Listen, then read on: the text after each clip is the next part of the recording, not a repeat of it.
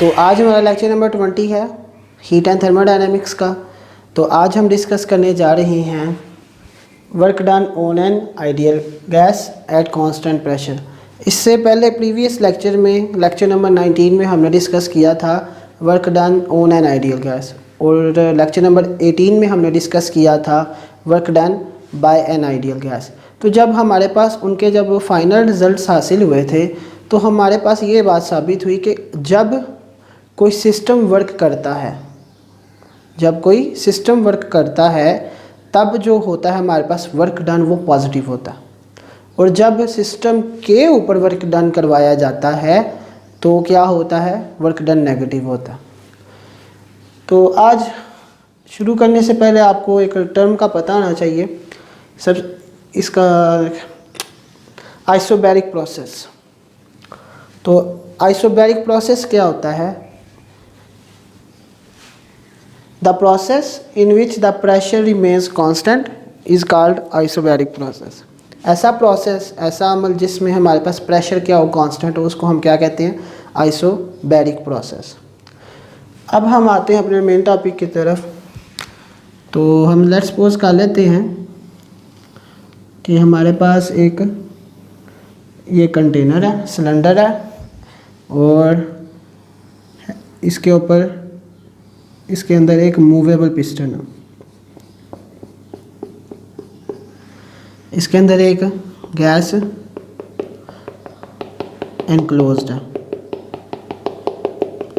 इसका initial volume VI है। अब इसके ऊपर जब फोर्स लगाई, क्योंकि अब work done on an ideal gas अगर हम देखें तो इसके ऊपर हम फोर्स लगाएंगे और इसमें डिस्प्लेसमेंट आएगा यहाँ से यहाँ तक, वो कितना dx। अब यहाँ पे ला के ना हमने क्या करना है, इसको ये फाइनल वॉल्यूम, इसके ऊपर प्रेशर अगर हमने क्या करना है, इधर ला कर वो हमने कांस्टेंट कर लेना। वो कह ले कि हमने एक वेट रख दिया ऊपर, अब उससे क्या हुआ, वो प्रेशर क्या हो गया, उसके ऊपर कांस्टेंट हो गया। ठीक है। अब गैस इसके ऊपर अपोजिट डायरेक्शन में ऊपर की तरफ फोर्स लगाएगी, तो डिस्प्लेसमेंट जो कवर हुआ और ये जो फोर्स है गैस जो लगा रही है, ये इन दोनों के दरमियान वो एंगल कितना, 180 डिग्रीज। ठीक है। तो अब हम देखते हैं, एज वी नो क्या वर्क डन क्या होता है, dW is equals to F dot dx, force into displacement, इनका डॉट प्रोडक्ट, तो वो आ जाएगा हमारे पास F dx cos of theta. अब हमारे पास angle between force and displacement कितना है, वो है 180 डिग्रीज, और cos 180 कितना होता है, -1 के, तो ये आ जाएगा -F dx। Now as we know क्या कि प्रेशर बराबर होता है फोर्स पर यूनिट एरिया के। तो इधर से जब हम वैल्यू निकाल लें किसकी, फोर्स की, तो वो आ जाएगा प्रेशर इनटू एरिया। तो इसमें हम ये वैल्यू प्लग इन करेंगे तो ये आ जाएगा dW which is equals to minus force की जगह PA और dx। अब हमने पढ़ा था एरिया और साथ में एक और डिस्प्लेसमेंट या लेंथ है वो वॉल्यूम के बराबर होगा, तो ये वाली इक्वेशन हमारी बन जाएगी dW is equals to minus PdV। अब हमने टोटल वर्क डन फाइंड करना है, तो हम क्या करेंगे, इंटीग्रेट करेंगे, इंटीग्रेटिंग बोथ साइड्स, तो वो आएगा हमारे पास integral dW which is equals to minus, बाहर आ जाएगा, integral PdV।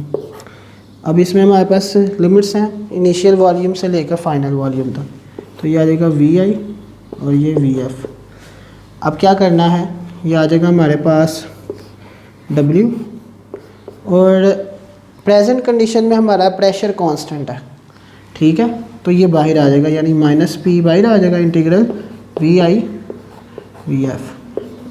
dV because here pressure क्या है हमारे पास, कांस्टेंट है, तो प्रेशर कांस्टेंट है इसलिए बाहर आ गया।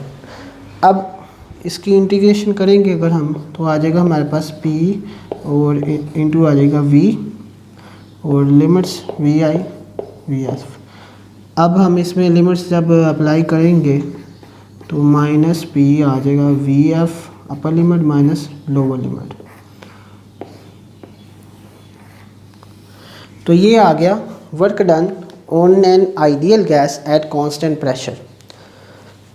अब इसको हम ग्राफ की मदद से ज़रा समझने की कोशिश करते हैं। लेट्स सपोज हमारे पास ग्राफ इसका बनाएंगे, तो इसमें हम करते हैं कि प्रेशर को हम लेते हैं अलोंग वाई एक्सिस और वॉल्यूम को हम लेंगे अलोंग एक्स एक्सिस। तो इसमें हमारे पास प्रेशर तो कांस्टेंट है, लेट्स सपोज वो प्रेशर इधर है कहीं पर, तो ये हमारे पास एक स्ट्रेट लाइन हासिल हो जाएगी which is parallel to the volume axis, क्योंकि वॉल्यूम चेंज हो रहा है, प्रेशर तो कांस्टेंट है, तो ऊपर नीचे तो नहीं होगा, ये आगे पीछे ही होगा। तो ये हम कह लें हमारा लेट्स सपोज ये इनिशियल वॉल्यूम था, ये हमारे पास फाइनल वॉल्यूम। तो हमारे पास एक ग्राफ हासिल हो जाएगा एक स्ट्रेट लाइन की सूरत में जो कि पैरेलल होगा प्रेशर वॉल्यूम एक्सिस के। तो ये था हमारे पास work done on an ideal gas at constant pressure. तो उम्मीद करता हूँ आपको समझ लगी होगी। तो इंशाल्लाह मिलते हैं नेक्स्ट लेक्चर में, तब तक के लिए अल्लाह हाफिज़।